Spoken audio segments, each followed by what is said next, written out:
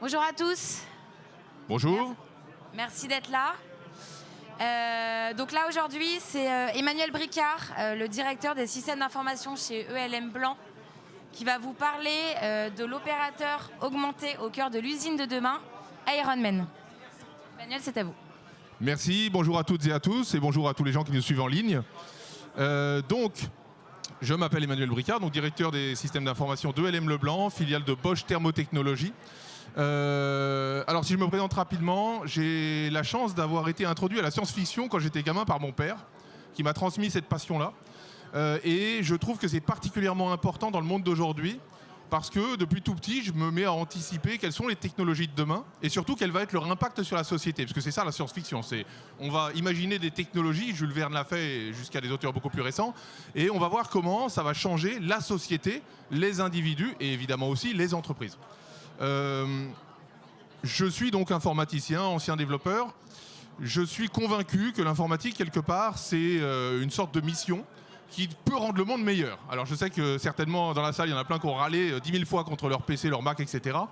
Mais j'ai eu la chance de contribuer à un certain nombre de projets informatiques que j'ai en partie designés, et je considère que quand on développe une solution informatique, et particulièrement une solution informatique métier, c'est un outil qui doit parler le langage de ses utilisateurs et qui doit leur améliorer la vie au quotidien. Et ce qui est assez gratifiant, c'est quand on travaille pour... typiquement, j'ai eu un projet où on a déployé 300 tablettes pour les techniciens de maintenance.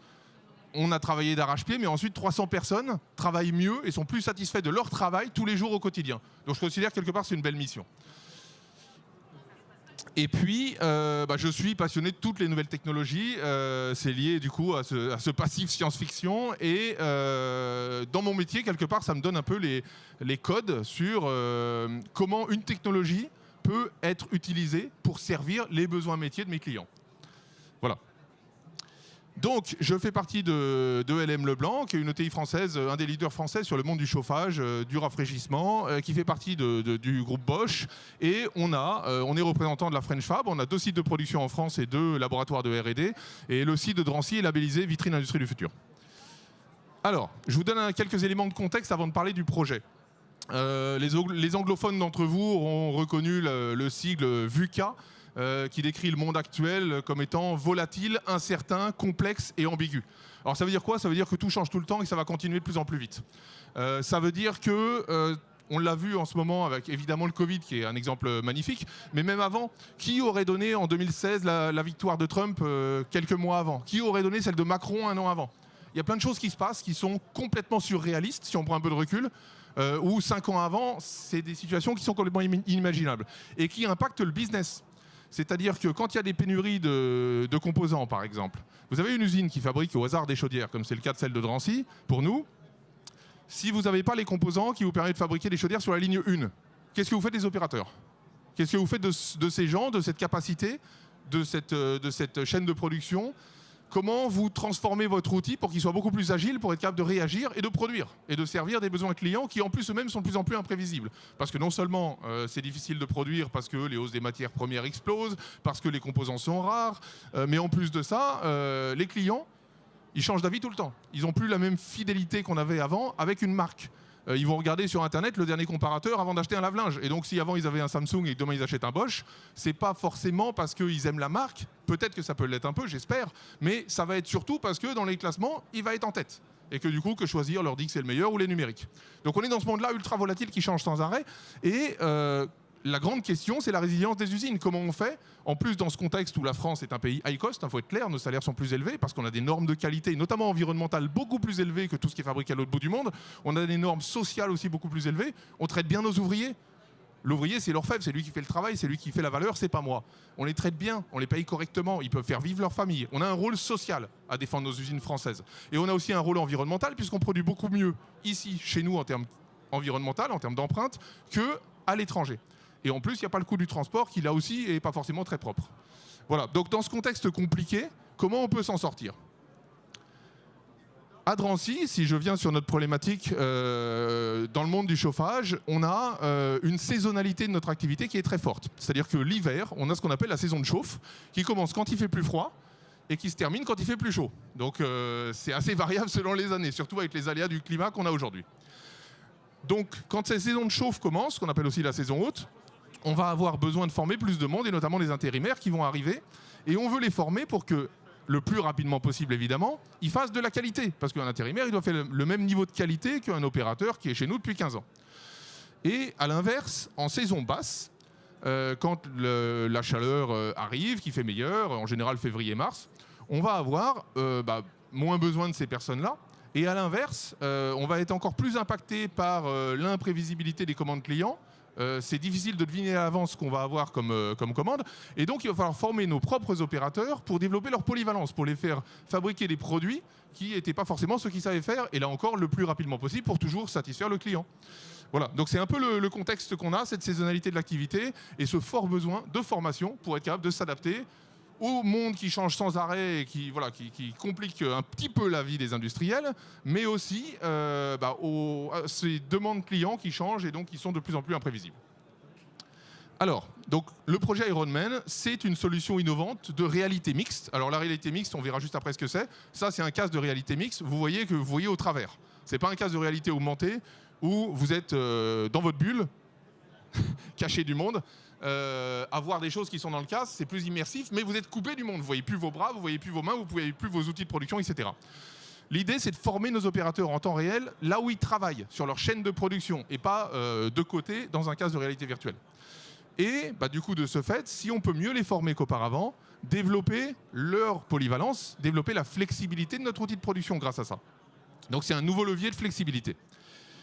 Et enfin, sujet qui me paraît super important aussi, j'en reviens au projet de tablette que j'avais donc pu avoir la chance de distribuer à 300 techniciens de maintenance. C'était en 2013. Et on avait fait un sondage à l'époque, il n'y avait que 50% des gens qui avaient un smartphone ou une tablette dans nos effectifs à l'époque, à titre personnel. Et donc on a contribué à développer leur aisance numérique, à les rendre plus à l'aise pour payer leurs impôts sur Internet, pour vivre normalement, entre guillemets, aujourd'hui. Là, avec la réalité augmentée, je suis à titre personnel persuadé que ça peut remplacer nos smartphones demain. Et on va aider nos collaborateurs à commencer à appréhender ce changement. Alors évidemment, quand je dis ça, vous voyez le casque, il coûte 3 000 € et il pèse plus de 500 grammes. Donc évidemment, ce n'est pas tout de suite, on est d'accord. Mais dans 2-3 ans, les photocopieurs chinois vont se mettre en route. Il va y avoir des casques qui seront beaucoup plus légers et certainement plus performants pour le prix d'un smartphone. Donc tout ça va arriver. J'en viens du coup à la réalité mixte pour expliquer ce que c'est. Avec des super slides que j'ai trouvés sur un blog, vous voyez la source en bas. Là, donc la réalité virtuelle, vous voyez que votre canard, vous êtes dans un monde de canards, vous êtes coupé du monde et vous voyez que ce monde virtuel. La réalité augmentée telle qu'on l'imagine classiquement, on va par exemple avoir une petite flèche qui va indiquer le restaurant du coin quand on met son écran de smartphone comme ça, pour se servir de quelques capteurs pour avoir une sorte de petite conscience de ce qu'il y a autour de nous et que l'outil numérique nous indique des choses.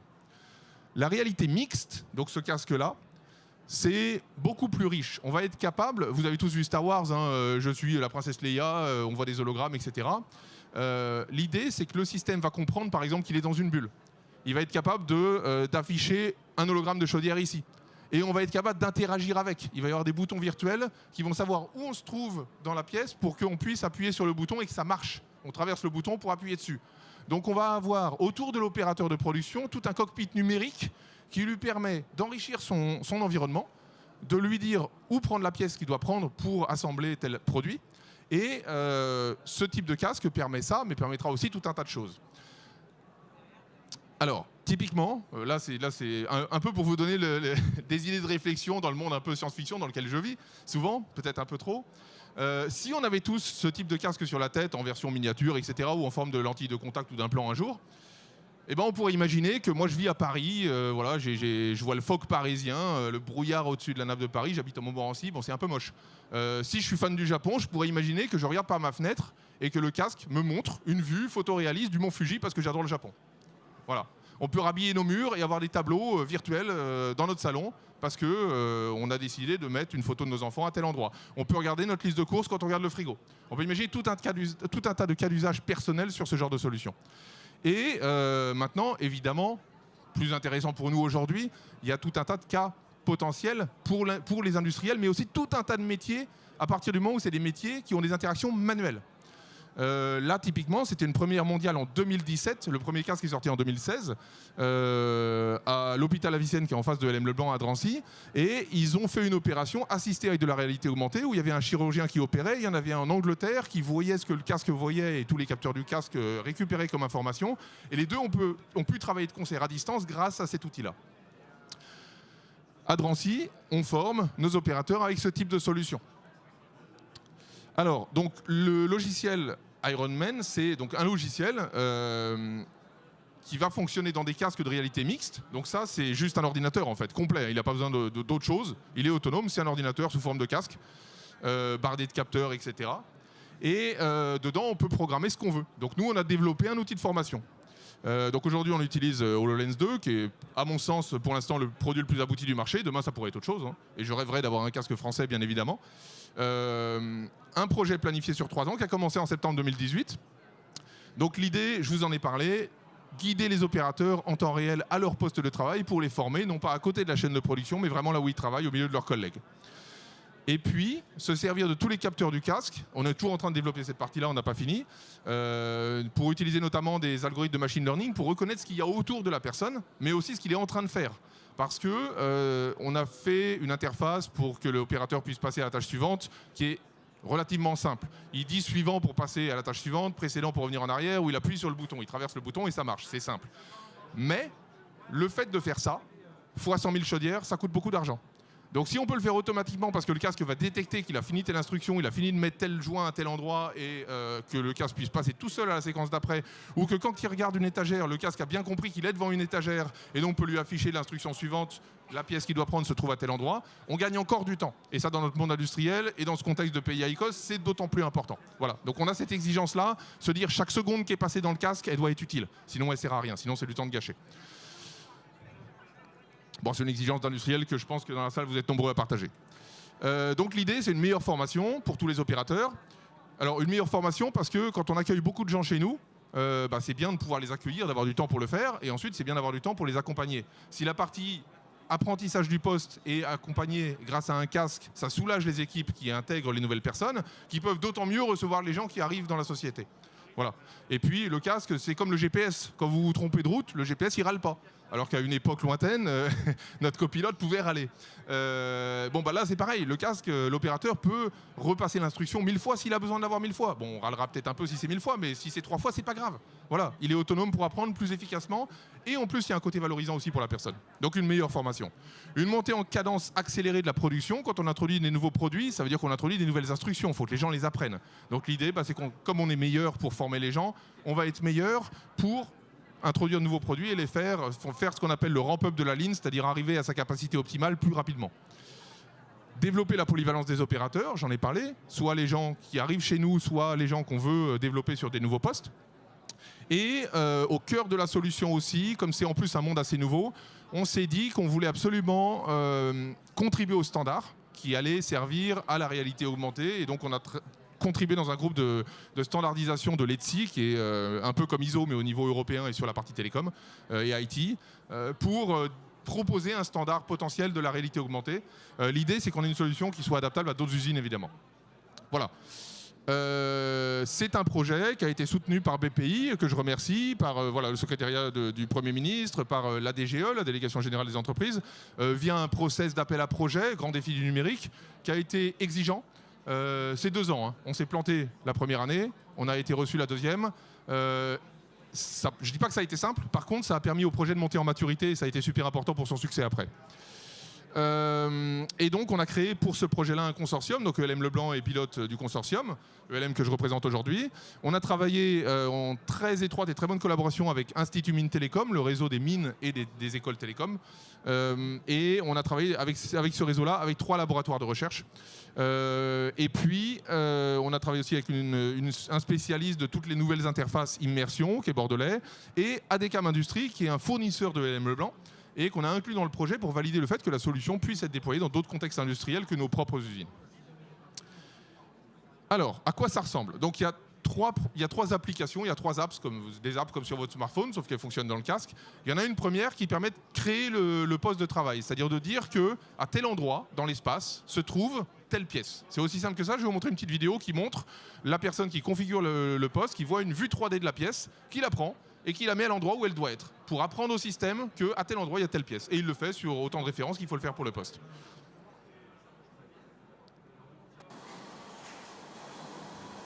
Donc on l'attrape et on la place. Et c'est tout. Et le système, lui, il enregistre dans ses bases de données qu'à tel endroit, dans l'espace, il y a telle référence de pièce. Et c'est de ça dont on va pouvoir se servir plus tard pour former les opérateurs. Donc ensuite, deuxième brique logicielle, la partie modélisation des scénarios, où on va pouvoir créer une instruction, une formation, en mettant des flèches pour indiquer à la personne où est-ce qu'il doit faire quelque chose, en prenant des photos, en prenant des vidéos, et on a fait super simple. Pour prendre des photos, il faut dire photo. Pour prendre des vidéos, c'est vidéo et stop vidéo, pour commencer et s'arrêter. L'idée, c'est que quelqu'un du métier, sans la présence de gens comme moi ou même des méthodes, puisse créer son instruction de formation. Parce qu'on se disait que si la personne n'était pas autonome, ça c'est une des grandes leçons du projet, si la personne du terrain qui a le savoir métier n'est pas autonome pour créer sa formation lui-même, ça ne marchera pas, parce que les instructions ne seront jamais à jour s'il dépend de quelqu'un d'autre. Donc il fallait quelque chose qui soit le plus simple possible et qui soit vraiment efficace. Donc là, c'est l'outil qui permet de créer les formations. Donc on place des flèches, on va pouvoir enregistrer des commandes vocales, on va pouvoir enregistrer tout un tas de choses, prendre des photos. Donc on choisit un texte qu'on enregistre à la voix. On va dire par exemple, prends le brûleur dans l'emplacement qui est indiqué par la flèche, et ça va l'écrire. On ne va pas taper ça sur un clavier virtuel qui prendrait des plombes, ce serait vite énervant. Voilà, donc ça c'est la deuxième outil, c'est comment on crée les instructions. Et puis, dernière étape, j'espère que c'est assez concret, je sais que les vidéos ça passe pas toujours très bien, mais voilà. Là typiquement on a vu une flèche orange parce que l'opérateur il regardait pas là où il fallait suivre sa prochaine instruction, donc ça le guide vers où il doit regarder, et ensuite ça lui indique qu'il y a une flèche avec une petite photo derrière pour lui dire ce qu'il doit faire, etc. etc. Quand il regarde les vidéos se lancent, quand il ne regarde plus, elles s'arrêtent. On a fait des choses comme ça qui paraissent super simples, qui ne sont pas toujours simples à coder, mais qui font que la solution est plébiscitée. Donc, après, c'est beau de dire ça, voilà, vous avez vu les vidéos, ça a l'air de marcher, c'est cool. Le travail derrière est évidemment colossal, parce que c'est une techno qu'on n'a pas vocation à maîtriser en interne. On fabrique des chaudières, nous, on conçoit des chaudières. Donc, pour être capable d'implémenter ça dans une usine, on a travaillé avec une équipe de recherche, grâce à notre partenariat avec Institut Mines Télécom, et 3 laboratoires. Le laboratoire d'optique à Brest, à IMT Atlantique, le laboratoire d'interaction, le LabStick aussi à Brest, à IMT Atlantique, et à Télécom Sud Paris, on a travaillé avec le département Artemis, là aussi pour concevoir les outils de modélisation des postes et des scénarios. Et donc on a 5 doctorants qui ont travaillé sur ce projet-là. Et le plus important, je pense que la clé de voûte du système, c'est le premier. C'est quel est l'impact psychologique et physiologique sur l'être humain quand on introduit ce type de technologie. Parce que là, on est dans le monde industriel, on n'est pas dans le salon à jouer avec sa Xbox. Donc, on va pas créer, enfin, il faut s'assurer qu'on ne va pas créer les nouvelles TMS de demain, les nouvelles maladies professionnelles. Donc, la première question, c'est est-ce qu'il y a un risque? Donc, on a travaillé en se disant, on va l'utiliser par séquence d'une demi-heure maximum, et on a fait tout un tas de passations et des publications scientifiques pour valider le fait que, il n'y avait pas de risque. Ça améliore pas la vue, mais ça n'endommage pas non plus. Donc déjà, c'était la première étape. La deuxième étape, c'est de se dire, est-ce que l'introduction de ce type de technologie peut être un facteur de motivation supplémentaire pour attirer de nouveaux talents, mais aussi les conserver et les aider à se développer? Et la réponse est clairement oui. Ils plébiscitent tous la solution. La première fois qu'ils l'utilisent, ils ont une charge un peu supplémentaire à une formation sur écran statique ou une formation imprimée. Par contre, on arrive tout de suite à détecter les gens qui vont réussir. C'est-à-dire au bout de 3 séries, en fait, donc 3 séries, c'est chez nous un temps de cycle, c'est 3 minutes. Donc au bout d'une dizaine de minutes, on va vite voir les opérateurs qui vont y arriver ou pas. Alors qu'avant, il fallait jusqu'à 2 semaines pour former quelqu'un, et parfois au bout d'une semaine et demie, on lui disait ça va pas le faire. Ce qui d'un point de vue humain est quand même horrible, quoi. La personne, il se dit je vais être reçu, et puis finalement on lui dit à la fin qu'on peut pas le garder, alors qu'il a investi dans le fait de travailler chez nous. Donc là, on peut le faire beaucoup plus vite. Donc déjà, moi ça me plaît beaucoup ce côté, voilà, le côté avec les personnes qu'on reçoit chez nous. Si ça le fait pas, ça le fait pas, et il peut passer à autre chose, et c'est très bien de le faire rapidement, de savoir rapidement. Et ça, c'est un retour du casque. On n'avait pas prévu d'avoir cette amélioration-là, mais elle est là, c'est super. Et puis, il y a le côté, tout le monde plébiscite l'usage, et ça, c'est même pas une question de génération. Même si les intérimaires chez nous sont plutôt jeunes, même les opérateurs de chez nous, dont certains sont là depuis des décennies, ils plébiscitent l'usage du casque. Ils se sentent valorisés, et ils ont vu que c'était super simple. Et puis, comme on l'a conçu avec eux. Forcément, l'appréhension de se dire on va avoir une nouvelle technologie, elle a été levée quand ils ont vu qu'ils ont contribué et que ce qu'ils nous proposaient était intégré à la solution. Voilà. Donc voilà comment on a fait. Travailler des équipes de recherche, ce qui est la base de la base quand même pour être capable de gérer des solutions qui ne sont pas dans notre cœur de métier. Et je pense que je terminerai là-dessus. Donc c'est un projet qui a été conçu par des usines pour des usines, mais avec l'expertise qu'on n'avait pas, en collaboration, c'est de la co-innovation soutenue par BPI, avec les 3 laboratoires d'IMT qui sont là, que je remercie, parce que ça s'est vraiment très très bien passé. Et alors c'est un monde très différent, la recherche et l'industrie, mais on peut se parler, on peut avoir des succès ensemble, et c'est même très stimulant de s'entourer de doctorants, parce que je peux vous dire que voilà, j'avais des gens bien plus intelligents que moi qui travaillaient sur ce projet-là, et c'était un bonheur de pouvoir faire des choses que j'aurais pas pu faire autrement en fait. Tout ça pour avoir une utilité pour cette usine de demain qu'on fait évoluer dans ce contexte de concurrence internationale qui est quand même super fort. Donc c'est une chance de pouvoir intégrer ce type de nouvelles technologies. Dans notre vision de l'industrie 4.0, il y a différentes choses. Il y a évidemment la data, les objets connectés qui remontent des données. Il y a les robots et les cobots, les robots collaboratifs. Et puis il y a l'opérateur augmenté. Parce qu'avec toutes les nouvelles technologies qu'on va pouvoir intégrer demain, les opérateurs vont pouvoir faire plus et mieux, et je l'espère aussi, que ça soit plus agréable pour eux. Donc on va pouvoir éviter les TMS avec des exosquelettes, on va pouvoir les aider à faire plus, à apprendre plus vite avec ce type de solution. Donc ce sera d'autant plus important pour conserver et développer nos usines en France demain, d'être capable de s'entourer de partenaires, il ne faut pas le faire tout seul sinon ça ne marchera pas, pour attaquer de nouveaux sujets qui ne sont pas dans notre cœur de métier et faire grandir nos usines. Voilà. Je vous remercie. Si vous avez des questions, les gens présents, mais aussi bien sûr les gens qui sont à distance en ligne, n'hésitez pas à me contacter, le plus simple c'est LinkedIn, voilà, pour échanger sur le sujet. Je vous remercie toutes et tous.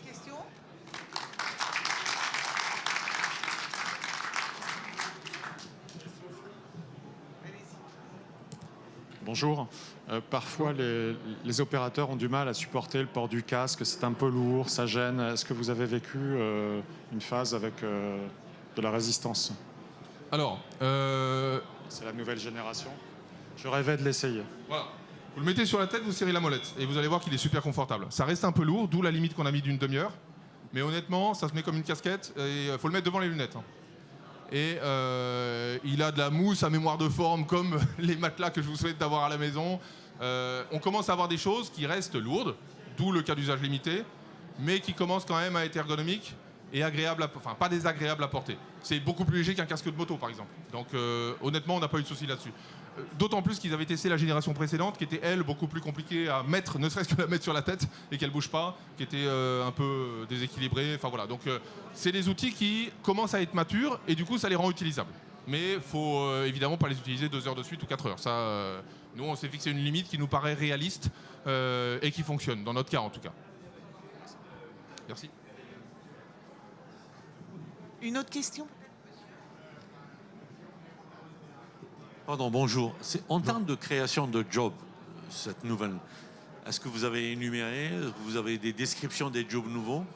Alors, en fait, l'équipe de recherche qu'on a développée, clairement, c'est des talents de demain qui pourront sans problème travailler dans ce monde-là. Rappelez-vous, quand les smartphones se sont multipliés comme des petits pains, on en avait tous en poche et les applis, c'était le nouveau truc à la mode. Et donc les développeurs d'appli étaient le job le plus recherché du monde, soudainement, du jour au lendemain. En quelques mois, c'était le truc qu'il fallait absolument. Et les designers d'expérience qui étaient aussi complémentaires. Là, ça va être pareil. C'est-à-dire que si demain, on a...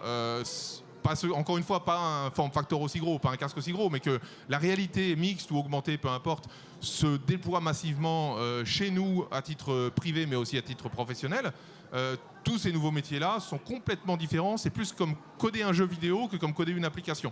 Donc c'est des nouveaux métiers, effectivement, qu'il faut développer. Et tous les métiers aussi sur l'accompagnement, comment on intègre ce type de solution dans son entreprise, comment on peut s'en servir pour tout un tas de nouveaux usages. Là, j'en ai pas parlé, mais il y a notamment des possibilités énormes en termes de communication. On a tous plus ou moins bénéficié, subi le télétravail, qui a apporté des nouvelles choses, qui a apporté une nouvelle manière de travailler. La réalité augmentée va permettre, typiquement, je serai à 1000 km de vous, mais je pourrais vous voir là en hologramme dans mon salon. Il y a des nouvelles interactions qui seront possibles et donc ça va créer tout un tas de nouveaux métiers, de nouveaux potentiels, de nouveaux cas d'usage.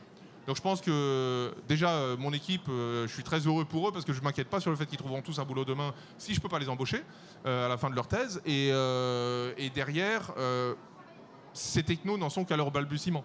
Je discutais avec monsieur qui était pour l'instant sur ces cas d'usage pas conquis, et ça peut très bien se comprendre. Pour l'instant, ça, justement, vu le poids du casque, vu les coûts, etc., ça ne marche pas sur tous les cas d'usage, on est d'accord. On en est au début. Par contre, on est arrivé à l'étape où ça y est, c'est mature. Dans certains cas d'usage, ça fonctionne et c'est rentable. Donc, après, ça va dépendre de l'évolution du casque. Et ça, vous avez vu avec, encore une fois, toutes les technos grand public, ce qu'on appelle la consumérisation de l'IT, le fait que les appareils auprès du grand public, il y a tellement d'investissements à coût de milliards, et c'est le cas sur ce type de solution aujourd'hui, par Microsoft, par Google, par Apple, etc., qui sont tous en train de préparer leurs solutions, Facebook aussi. Du coup, on va avoir demain des solutions qui seront forcément plus performantes, plus légères, moins chères, etc. Donc avec tous les métiers qui vont arriver, on peut imaginer qu'il y en a demain, que dans notre voiture, on a de la réalité mixte, que dans notre salon, on n'a plus besoin de télé, etc., etc. Donc je pense qu'il y a beaucoup d'opportunités.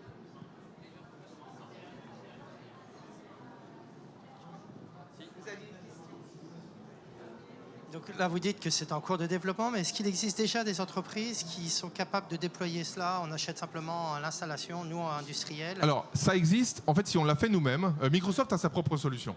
Et si on l'a fait nous-mêmes, c'est parce qu'on s'est rendu compte que c'était des solutions fonctionnellement très riches, mais il faut un ingénieur méthode pour, dans son bureau, configurer le truc sur son ordinateur, et ensuite qu'il aille sur le terrain, qu'il prenne le casque, qu'il reconfigure la suite de l'instruction, etc., etc. Et nous, notre vision, c'était vraiment de faire quelque chose qui soit utilisé par les gens du métier uniquement. Donc qu'on n'ait pas besoin de faire appel à l'ingénieur méthode pour mettre à jour l'instruction, parce que sinon, sur une chaîne de prod, il faut que tout soit carré. Si l'instruction n'est pas à jour, l'opérateur qui arrive va faire une erreur. Et donc on aura un défaut qualité, donc c'est pas supportable. Donc il fallait quelque chose qui soit un peu plus créé par des industriels, pour des industriels qui soit plus simple, beaucoup plus simple qu'une solution IT. Il y a des solutions aujourd'hui, PTC, Microsoft, etc. Je les trouve complexes, d'où le projet en fait. Il y a vraiment, je trouve, un monde d'écart. On fait beaucoup moins de choses avec notre solution, mais on le fait, à mon sens, de manière beaucoup plus accessible. Je dis pas mieux, après chacun ses contraintes, ses besoins, etc. Ça répond à mon avis à des cas d'usage différents. Attendez. Juste une idée du budget. Alors, le casque, lui, mais ça, je suis pas vendeur de casque, enfin bon, c'est les coûts du marché aujourd'hui, c'est 3 200 €, un truc comme ça. Le budget du projet, c'est un projet de 10 millions. Après, c'est un consortium, on a travaillé dessus depuis 3 ans, etc. Et c'est nouveau. Donc là, c'est encore de l'innovation. C'est des choses qui, dans les années à venir, à mon avis, vont se démocratiser, comme vos applis sur smartphone. Aujourd'hui, je ne sais pas, faites le parallèle avec les applis smartphone qui permettent de créer des outils de formation. Je pense que demain, ce sera des coûts similaires, parce que l'usage, la valeur est similaire. Même si le potentiel sera supérieur, mais voilà. Moi, j'ai une question qui n'en est pas une, mais il n'y a pas de projet de marque blanche derrière tout ça, avec la volonté d'amortir les coûts justement en le proposant à d'autres, quoi. Non, on l'a fait nous-mêmes pour nos besoins internes. Après, c'est pas une solution générique non plus. Elle est adaptable à d'autres contextes, etc. par rapport à nos besoins. Je pense qu'il y aura des solutions demain qui seront beaucoup plus flexibles, parce qu'encore une fois, on en est dans les balbutiements, on défrichait. Nos doctorants se sont formés en faisant leurs recherches et en expérimentant. Donc on a fait beaucoup de passations sur tout un tas de solutions qu'on n'a pas gardées dans la solution finale. Donc c'est quelque chose qui est encore jeune. Donc en termes de maturité, ça va forcément croître. Et demain, on aura une meilleure accessibilité de toutes ces solutions-là. Pour l'instant, une solution aussi simple sur le marché, je ne connais pas, clairement, sinon on ne l'aurait pas fait de toute façon. Surtout les solutions du marché qui étaient existantes se sont enrichies encore de fonctionnalités supplémentaires, mais leurs fondamentaux restent les mêmes. Donc pour moi, ça reste beaucoup trop compliqué. Mais c'est parce que je suis industriel. Encore une fois, je reste sur l'idée qu'un clic de trop, c'est une erreur. C'est fois X centaines ou milliers ou millions de pièces produites. C'est pas supportable. On peut l'accepter en tant qu'industriel. Surtout si on défend nos usines en France. Donc voilà, cette exigence industrielle, les développeurs IT ne l'ont pas forcément en fait. Donc je pense que tout ça va se croiser, va évoluer dans les années à venir très rapidement. Parce que à partir du moment où les casques seront là, plus légers, et qu'on en aura tous à la maison plus ou moins, comme avec les smartphones. On a eu tous un smartphone, on était super heureux de faire des choses, et puis on voyait les outils de l'entreprise qui étaient souvent un peu plus anciens et qui ne permettaient pas cet agrément d'usage, cette simplicité qu'on avait à la maison. Et on ne comprenait plus, c'était frustrant de se dire mais que font les DSI? Voilà. Merci. Bah, merci beaucoup Emmanuel. Avec grand plaisir. C'est fini? Merci pour l'opportunité d'avoir pu présenter le projet. Et bonne journée.